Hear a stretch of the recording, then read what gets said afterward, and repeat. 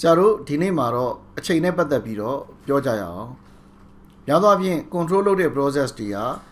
ဒီ instruction တွေအစဉ်တိုင်းအလုပ်လုပ်တာဖြစ်ပါတယ်ဒါပေမဲ့အစဉ်တိုင်းအဆက်မပြတ်အလုပ်လုပ်ဖို့ဆိုတာမဖြစ်နိုင်ပါဘူး machine တွေကိုခိုင်းတဲ့ချိန်ပဲဖြစ်ဖြစ်ကိုလိုတဲ့အချိန်ခါရောက်တဲ့အထိစောင့်ပြီးတော့မှအလုပ်လုပ်ရတဲ့အခြေအနေမျိုးရှိပါတယ်အဲ့တော့အချိန်နဲ့စောင့်ပြီးအလုပ်လုပ်ရတဲ့အခြေအနေမျိုးမှာဆိုလို့ရှိရင်ဆရာတို့သုံးထားခဲ့တာရှိပါတယ်အဲ့ဒါတွေကတော့ delay function ပဲဖြစ်ပါတယ်အဲ့တော့ millisecond တန်ဖိုးနဲ့အချိန်တစ်ခုကိုစောင့်ကြည့်နေဆိုရင် delay ကိုအသုံးပြုပါတယ်အဲ့ဒီမှာတစ်ခုဘူးတုဒအနေနဲ့အမှတ်ထားမယ့်ချက်က delay က blocking function လို့ခေါ်ပါတယ် blocking function ဆိုတာတခြားဘာမှဆက်လုပ်လို့မရဘဲနဲ့စောင့်နေရတဲ့အတွက်ကြောင့် delay function ဟာသူ့မှာအားနည်းချက်တွေရှိပါတယ်အဲ့တော့ delay function ကိုခေါ်လိုက်တဲ့ချိန်မှာအချိန်1စက္ကန့်ဆိုအချိန်1စက္ကန့်ဘာမှမလုပ်တော့ဘဲနဲ့ထိုင်စောင့်နေတာဖြစ်ပါတယ်အဲ့ဒီအချိန်ကိုရည်တွက်ပြီးတော့အချိန်ပြည့်သွားပြီဆိုတော့မှအဲ့ delay နောက်က instruction တွေကိုအလုပ်ပေးလုပ်တာဖြစ်ပါတယ်ဒါကြောင့်မို့ဒီမှာဆိုလို့ရှိရင် digital write ကိုရေးပြီးတော့အချိန်1စက္ကန့်ကိုထိုင်ရည်နေတယ်အဲ့အချိန်မှာဒီ processor ဘာလို့မှမလုပ်ဘူးအချိန်ပဲရည်နေတာအချိန်ပြည့်သွားပြီဆိုတာ ਨੇ တခြား function တခုကိုစ run နဲ့ပြီးရတဲ့တခါထပ်ပြီးတော့အချိန်ကိုဆက်ရည်မယ်ဒီနည်းနဲ့ဆရာတို့ဘာမှအလုပ်မလုပ်ဘဲနဲ့ထိုင်ဆောင်နေတာဖြစ်ပါတယ်အဲ့တော့ unit က millisecond ဖြစ်တဲ့အတွက်ကြောင့်သူက1 millisecond ကနေပြီးတော့သူ့အထက်များတဲ့တန်ဖိုးတွေကိုသုံးပြီးတော့ရည်တွက်နိုင်ပါတယ်အဲ့တော့ဆရာတို့ဒီ Arduino CC မှာဆိုလို့ရှိရင်ဒီအချိန်နဲ့ပတ်သက်တဲ့ function တွေရှိပါတယ်အဲ့ဒီ function တွေကိုဆရာတို့တွားလေ့လာကြည့်အောင်အဲ့တော့ပထမဆုံး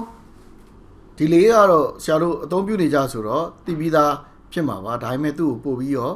တိတိကျကျသိအောင်လို့ဒီမှာဆရာတို့တွက်ဖတ်ပါမယ်အဲ့တော့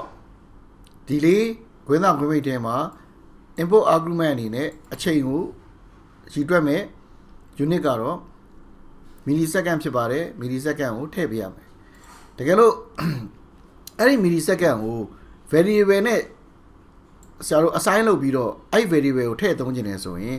သုံးတဲ့ဒီ data type က unsigned long data type ဖြစ်ပါတယ်ဆရာတို့အခုသင်ပြီးသားသမျှထဲမှာဆိုလို့ရှိရင် data type ကဆရာတို့ integer float character string ဆိုပြီးတော့၄မျိုးပဲရှိပါသေးတယ်အဲ့ဒီ unsigned long ဆိုတာဘာလဲ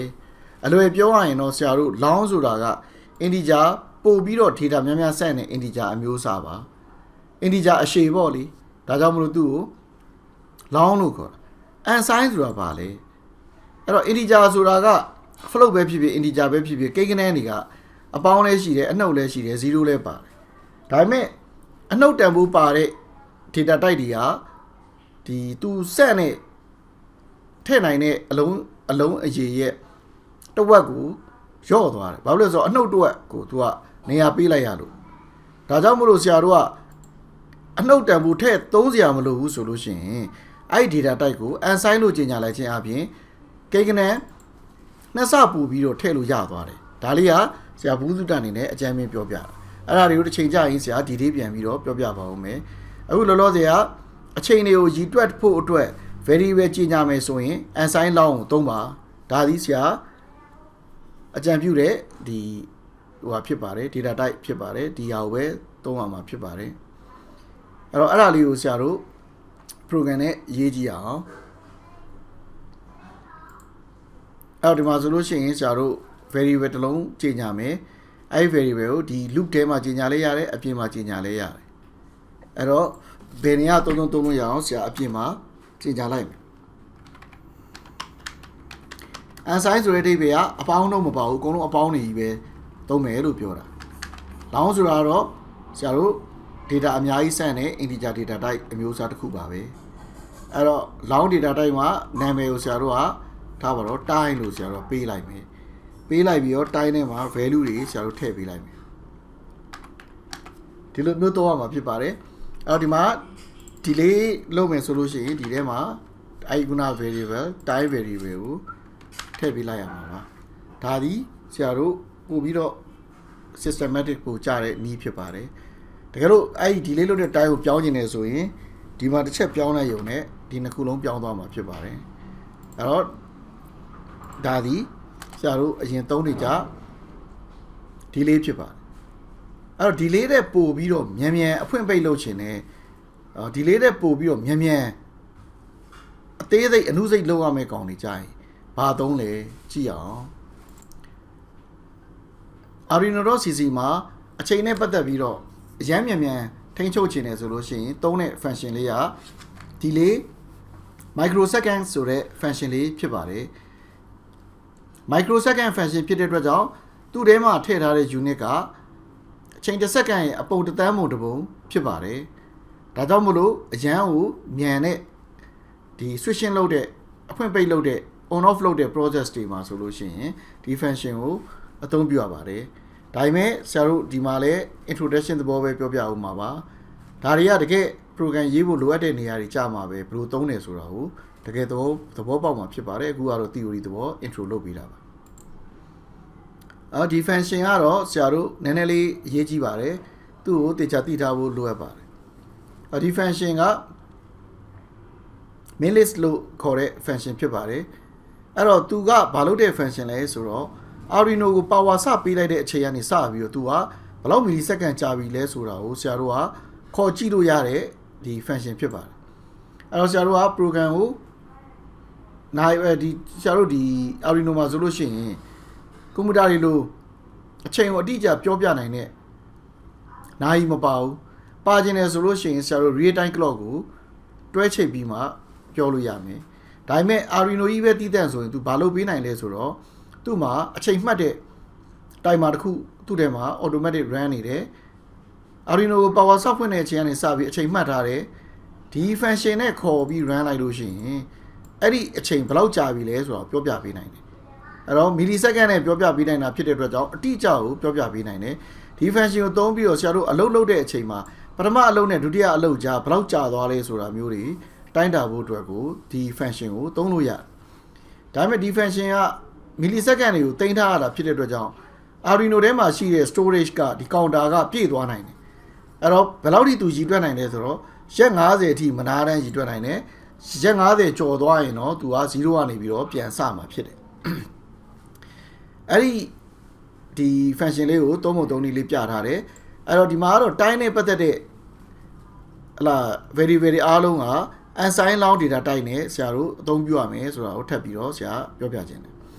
အဲ့ဒီမှာ example လေးကိုကြည့်အောင်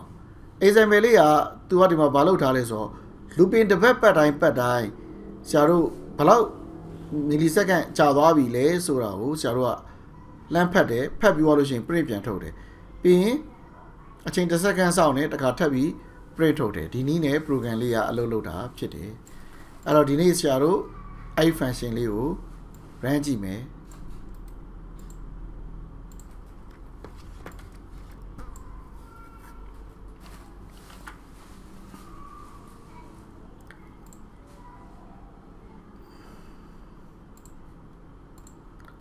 အဲ့တော့အခုဆိုရင်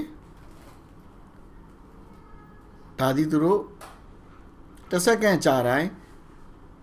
Arduino စဖွင့်တာ power စပေးတာဘယ်လောက် millisecond ကြာလဲဆိုတော့ရည်ထားတာဖြစ်တယ်အဲ့မှာတစ်ချက်ဒီဥစားရမယ့်အချက်ကဘာလဲဆိုတော့ဥပမာဒီမှာဆိုရင်ဟလာကြည့်အောင်1ကနေပြီးတော့အချိန်တစ်စက္ကန့်ကြာတဲ့ချိန်မှာ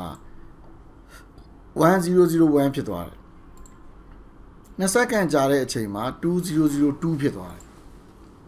တကယ်ဆိုရင်ဒီကောင်ကသူတိုးလာမှာ1000မှုပဲနဲ့1001ဖြစ်နေတာကိုတွေ့ရလိမ့်မယ်အဲ့ဒီ1 millisecond ဘာကြောင့်ပိုကြာသွားလဲဆိုတဲ့ဥစ္စာကတော့အဲ့ဒီ function တွေထဲမှာပဲစိုင်လိမ့်မယ်ဒါကြောင့်တိတ်ပြီးတော့အတိအကျကြီးတော့မျှော်လင့်ထားလို့မရဘူးအစွန်းထွက်ကဏ္ဍလေးတွေခုကဏ္ဍလေးတွေတော့ပြောင်းလဲသွားနိုင်တယ်ဆိုတာကိုယူဆရမယ်အဲ့တော့အရန်အတိအကျအလုပ်လုပ်ဖို့အတွက်ဆိုလို့ရှိရင်ဆရာတို့ဒါလွယ်လွယ်ကူကူနဲ့တော့မရဘူးဆိုတဲ့ဟာကိုရှင်းပြချင်တာအဲ့တော့ဒါဆိုလို့ရှိရင်ဆရာတို့အချိန်နဲ့ပတ်သက်ပြီးတော့တော်တော်များများသိသွားပြီနောက်တစ်ခုကဆရာတို့ဗာလဲဆိုတော့ဒီ function လိုပဲပို့ပြီးတော့အသေးစိတ်ကြည့်လို့ရတဲ့ function တစ်ခုသွားကြရအောင် Arduino.cc မှာပြန်ကြည့်ကြ အဲ့တော့ဆရာတို့ micro ဆိုတဲ့ function လေးပဲဖြစ်ပါတယ်သူကတော့ Arduino ဘုတ် power စပေးပြီးစတင်တဲ့အချိန်ကနေပြီးတော့ကြာတဲ့ micro second ပေါင်းကိုတိုင်းတာပေးတာဖြစ်ပါတယ်အရန်အသေးစိတ်တဲ့ကဏ္ဍတွေကိုတင်းဆဲထားတာဖြစ်တဲ့အတွက်ကြောင့်မိနစ်90လောက်အထိကိုပဲ data သိမ်းထားနိုင်ပါတယ်မိနစ်90ကျော်သွားလို့ရှိရင် overflow ဖြစ်သွားပြီးတော့0ကနေပြန်ပြီးတော့စတင်ရည်တွက်ပြီးမှဖြစ်ပါတယ်အရန်ကိုတိကျတဲ့အချိန်တွေကိုလိုချင်တဲ့အချိန်တွေမှာဆိုရင်သူ့ကိုအသုံးပြုနိုင်ပါတယ်အဲ့တော့ example မှာလည်းခုနလိုပါပဲ series ကနေပြီးတော့ looping တစ်ခါပတ်တိုင်းအချိန်1စက္ကန့် delay လုပ်ပြီးတော့ဒီအချိန်ကို print ထုတ်ပေးနေမှာဖြစ်ပါတယ်ကုတ်လေးကို copy ကူးပြီးတော့စမ်းကြည့်အောင်ခုနေဆရာတို့ run ကြည့်လိုက်မယ်ဆိုလို့ရှိရင်အချိန်1စက္ကန့်ကြာတိုင်းခဏလေးအများများလာတာကိုတွေ့ရမှာဖြစ်ပါတယ် micro second ဖြစ်တဲ့အတွက်ကြောင့်သူ့တန်ဖိုးတွေကတအားများနေတာပါဒါကြောင့်မလို့ဒီလိုကြီးမားတဲ့ data တွေကိုသိမ်းထားနိုင်ဖို့အတွက်ဆိုရင်ဆရာတို့ assign long data type ကိုပဲသုံးအောင်မှာဖြစ်ပါတယ်အဲ့ဒီ data type တွေအကြောင်းကို bit တွေ byte တွေစသဖြင့်ဒီ binary တို့ဟလာ hexadecimal တို့သင်ပြီးတဲ့အချိန်ကြာလို့ရှိရင်ဆရာအသေးစိတ်ပြန်ပြီးတော့ရှင်းပြပေးပါဦးမယ်ဒီနေ့သင်ခန်းစာကတော့ဒီလောက်ဆိုရင်အချိန်နေနဲ့ဆိုင်တဲ့ function တွေအကြောင်းကို TV ခေါင်းပြီးရှိလောက်ပြီလို့ယူဆပါတယ်အားလုံးကိုကျေးဇူးတင်ပါတယ်